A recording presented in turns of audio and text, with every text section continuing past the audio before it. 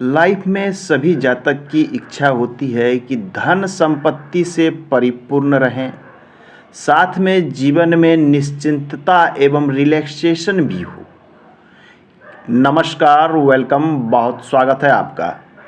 क्या आप जानते हैं कि हमारी हथेली में एक ऐसा चिन्ह है जो आपको धन संपत्ति के साथ साथ जीवन में रिलैक्स होने की भी बहुत ही अच्छे मौके देते हैं। हम बात कर रहे हैं फिश के चिन्ह के। हम बात कर रहे हैं जिसे शास्त्र में मत्स्य कहा गया है। हम बात कर रहे हैं जिसे शास्त्र में मीन का चिन्ह कहा जाता है। इसे इंग्लिश में लोग फिश का साइन भी कहते हैं। इसका निर्माण कहाँ होता है, किस प्रकार से होता है? हथेली के विभिन्न पर्वतों पर एवं रेखाओं पर इसके अलग अलग प्रभाव देखे गए हैं। हम इसकी बात करेंगे। फिश का चिन्ह यदि आपके बुध पर बनता हो, बुध पर्वत हमारे कनिष्ठिका के नीचे का क्षेत्र बुध या मरकरी का क्षेत्र कहा गया है। हालांकि प्रैक्टिकली इस क्षेत्र पर बहुत ही कम लोगों को मत्स्य का चिन्ह देखने को प्राप्त होता है। अक्सर हम देखते हैं कि बुध पर इस प्रकार से आपको छोटी छोटी कई रेखाएं देखने को मिलेगी। क्या आप जानते हैं कि ये रेखा कितना इम्पोर्टेंट है आपके लाइफ में? क्या आप जानते हैं कि ऐसी रेखा वाले मल्टीटास्किंग होते हैं, ऐसी रेखा वाले कई क्षेत्र के विषय में नॉलेज रखते हैं और ऐसी रेखा वाले आपको लाइफ में सफल भी देखे जाएंगे। ये रेखा बताती है कि व्यक्ति की सोच आम लोगों के अपेक्षा हटकर है, आम लोगों के अपेक्षा अधिक अच्छी तरीके से कार्य कर सकते हैं। बिजनेस की समझ है, चीज़ों की समझ है, बात करने का तरीका, डील करने का तरीका और मैनेजमेंट करने का तरीका इन रेखाओं वाले के पास सबसे अलग होता है। इन्हीं रेखाओं के कॉम्बिनेशन से चिन्ह बनता है मत्स्य का।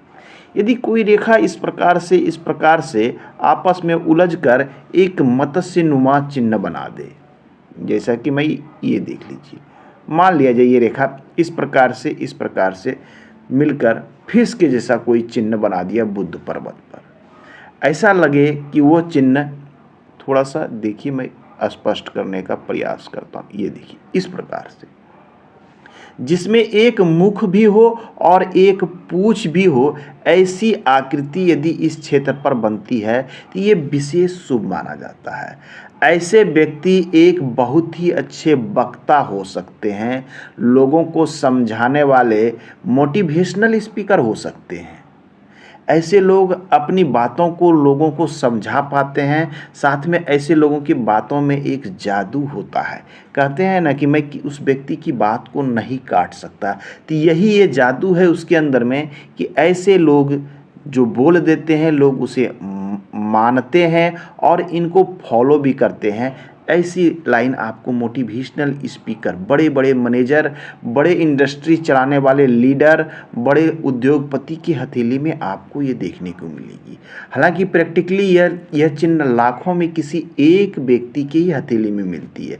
ऐसे लोगों को व्यवसाय की बहुत अच्छी समझ होती है, मैनेजमेंट की बहुत अच्छी समझ होती है, व्यापारिक गतिविधि की समझ बहुत ही अच्छी होती है। ये जिस भी क्षेत्र में वर्क करेंगे, चाहे व्यवसाय करें या कहीं नौकरी करें, ये उच्च स्तर और उच्च पद पर ही कार्य करते हुए देखे जाएंगे। मत्स्य है तो धन संपत्ति तो रहेगी ही रहेगी। साथ में ऐसे लोग धन संपत्ति के साथ साथ जीवन में रिलैक्स होकर वर्क करते हैं, बिना परेशानी और समस्याओं को लाइफ में आगे बढ़ते रहते हैं। अब आइए नेक्स्ट हम बात करते हैं सूर्य पर्वत। सूर्य पर्वत पर भी आपको रेखाएं मिलेगी, परंतु बड़ी रेखा बहुत कम हाथों में हथेली में मिलती है। सूर्य रेखा पर यदि लगे कि आपको इस प्रकार से कोई मत्स्य का चिन्ह बन रहा है, मत्स्य का चिन्ह दो रेखाओं के इस प्रकार के कॉम्बिनेशन से साधारणतः बनता है। सूर्य पर मत्स्य अति शुभ माना जाता है। सूर्य आपको नाम देता है, आपका ब्रांड देता है, आपको पहचान देता है, समाज में पद प्रतिष्ठा मान सम्मान देता है। सूर्य को राज्य द्वारा होने वाले लाभ से देखते हैं, सरकार के द्वारा लाभ के पद से भी देखा जाता है। सूर्य अर्थात सूर्य पर मछली अर्थात कला के क्षेत्र में माहिर हो सकते हैं। किसी वर्किंग क्षेत्र में ऐसे लोग बहुत ही नॉलेजेबल हो सकते हैं, जिनके कारण ऐसे लोगों की पूछ और पहचान दूर दूर तक बनी रहती है। यदि आपके भी हथेली पर सूर्य बन रहा है तो कहीं न कहीं हो सकता है कि सरकार के द्वारा लाभ के पद पर हों, या सरकार द्वारा किसी ऐसे वर्क से आप जुड़े हों जहां से आपको काफ़ी लाभ मिलता हो। ये लाभ धन संपत्ति के साथ साथ नेम और फेम का भी होगा, क्योंकि सूर्य मूल रूप से आपको पहचान देता है, नाम देता है। बड़े व्यवसायी की हथेली में इस प्रकार की मछली मिलेगी जिनका ब्रांड चलता है, जिनका नाम पर प्रोडक्ट बिकता है, बड़े उद्योगपति की हथेली में मिलेगी। बड़े पदाधिकारी, बड़े स्तर के ऑफिसर की हथेली में इस प्रकार की चिन्ह आपको देखने को मिलेगी। तो यह है सूर्य पर मत्स्य के शुभ फल। मत्स्य जहाँ भी हो इसके शुभ परिणाम मिलता है। शनि पर्वत पर कर्म का क्षेत्र है, न्याय का क्षेत्र है, भाग्य का क्षेत्र है। शनि पर्वत पर मत्स्य बनना धन संपत्ति की परिपूर्णता तो करेगा ही करेगा, साथ में ऐसे व्यक्ति काफ़ी कर्मशील और लगनशील मिलेंगे। वर्क को निरंतरता के साथ करना, जिसको प्रारंभ करना उसे अंत तक पहुंचाना, इनकी अंदर की इच्छा शक्ति काफ़ी प्रबल और मजबूत होती है। ऐसे व्यक्ति शनि को न्याय के देवता भी कहा जाता है।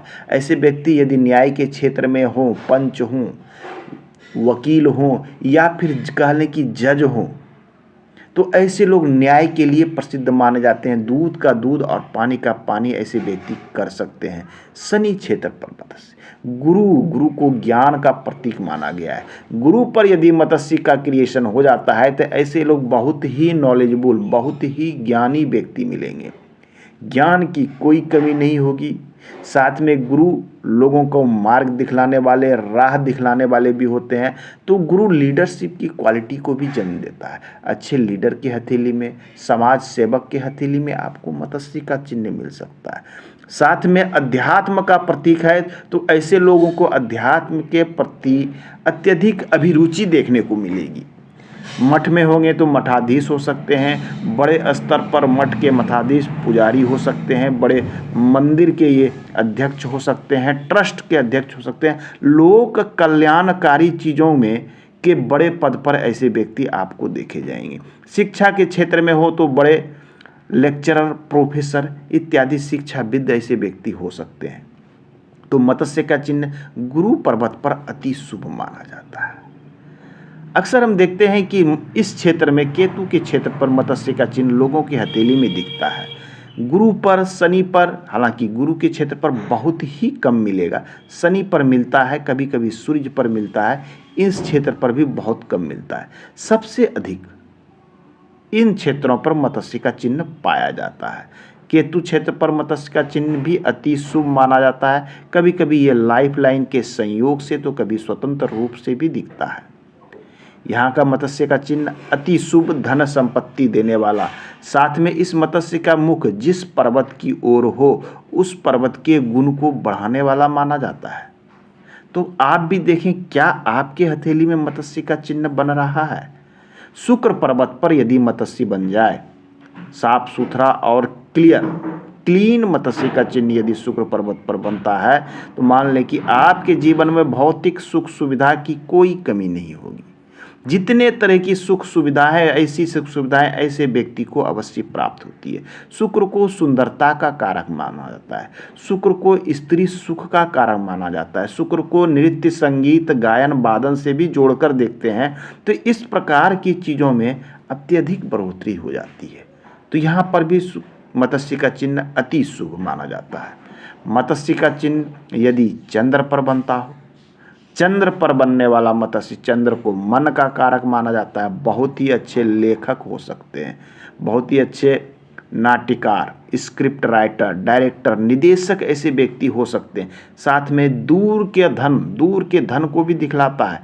चंद्र अर्थात दूर के धन का कारक भी चंद्र होता है। तो चंद्र पर बनने वाला मत्स्य आपको कहीं न कहीं दूर के धन को आपके पास लाने का प्रयास, या कोई ऐसा वर्क करते हैं जहां दूर से धन प्राप्त होता है, या घर से काफ़ी दूर रह के वर्क करते हैं तो आपको वहां से धन संपत्ति आने की प्रचुरता रहती है, या फिर विदेश यात्रा के योग, घर से काफ़ी दूर रह के वर्क करना, ये चंद्र पर बनने वाला मत्स्य आपको लाभ के रूप में दिखाएगा। राहु के क्षेत्र हथेली के मध्य में बनता हो, राहु अचानक से आपके लाइफ में परिवर्तन करने वाला होता है। राहु के क्षेत्र पर मत्स्य बनता है तो कहीं न कहीं जीवन में अचानक से बड़ा परिवर्तन होता है और देखते ही देखते ऐसे व्यक्ति करोड़ों अरबों के मालिक हो जाते हैं। तो आज के अंक में इतना ही, मिलते हैं अगले अंक में अन्य शुभ चिन्हों के विषय में बात करेंगे। धन्यवाद।